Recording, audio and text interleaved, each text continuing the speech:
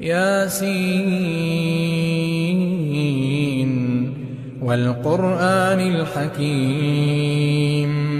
إنك لمن المرسلين على صراط مستقيم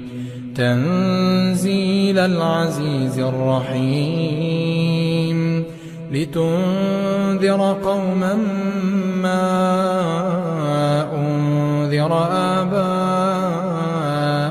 فهم غافلون لقد حق القول على أكثرهم فهم لا يؤمنون إنا جعلنا في أعناقهم أغلالا فهي إلى الأذقان فهم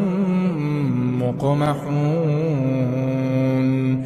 وجعلنا من